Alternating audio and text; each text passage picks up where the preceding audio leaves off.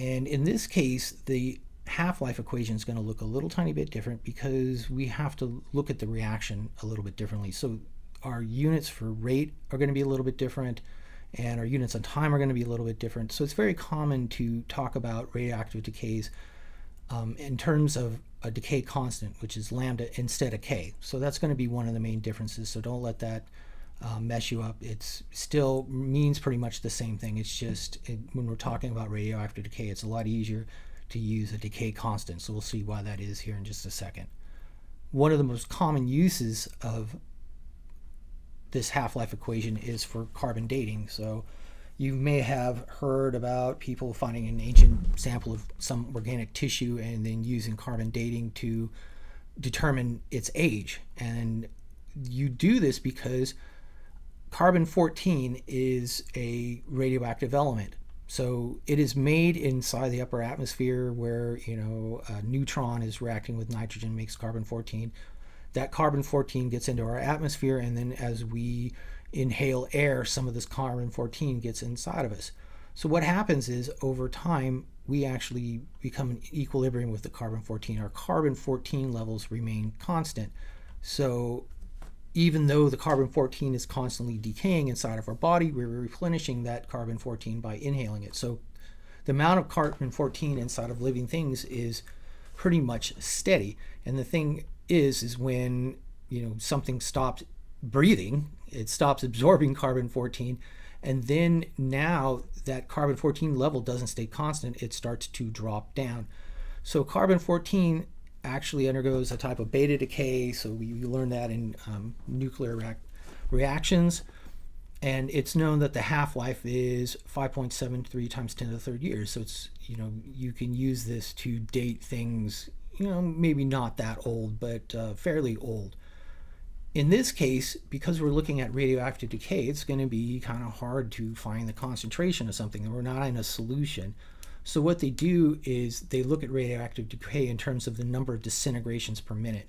And a disintegration means that the atom has undergone radioactive decay. And so that's easy to detect. All I got to do is put a Geiger counter or some other sensor and detect the number of decays that we can register there. So in this case, in living things, right up until they die, the amount of carbon-14 inside their body is defined as 14 degrees per minute per gram. And so we can use this idea as being our initial concentration. So this is the idea that this is going to be our unit for concentration. So instead of molarity, molar per second, this is degrees minutes per gram. So that's all that it means, is instead of using concentrations, we're going to be using this value. So a prime example of this, so they say they find some scrolls. So the scrolls were actually made out of linen, and linen is an organic molecule, so there's going to be carbon-14 inside of there. So they do a carbon-14 test of these scrolls, and they want to find out their age. So what they do is they take the scrolls and then they detect or look to see how many disintegrations per minute per gram are undergoing. And in this case, they found that there was to be 11 disintegrations per minute per gram of whatever material was inside of the scroll. So this is, in a sense, our initial concentration and our final concentration. And then also, we've been given information to find the relative K value of this. So we can plug these things into our first order integrated rate law.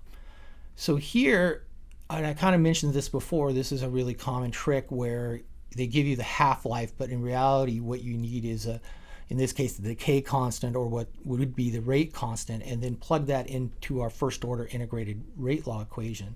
So this is a case of this where we gave you the half-life. So we know what the half-life is of carbon-14. It's 5.73 times 10 to the third years. But we're not looking at things going away in halves. We're looking at a bulk change here. So really what we want to do is get to the decay constant. So I plug in my half-life into this equation after I've solved for my decay constant. I get the decay constant in terms of years. And now in my first order integrated rate law expression, this is going to take the place of K. And then the disintegrations per minute per gram are going to be my concentrations. So here the initial one is 14. That's same thing for all living species. They have the same concentration of carbon 14. But now, because the organic compounds inside of the linen have stopped absorbing carbon 14, now the carbon 14 levels have gone down. And because we understand what the half-life is for this reaction, we can then calculate how long does it take to go from 14 disintegrations per minute per gram to 11. So we go to the first order integrated rate law. This is my initial concentration. This is my final. This is the decay constant, but we really can use that as K, and then we can find T. And then once again, the units on time are inside of the K, or the decay constant, which is in years now. So that's going to be our unit of time that we found out. So same thing, you plug in, do this division, take the natural log of it. That's negative 0.241. And I want to then also solve for T. So I'm going to do this calculation, do the natural log, and then I'm going to divide both sides by negative 1.2 times 10 to the minus fourth.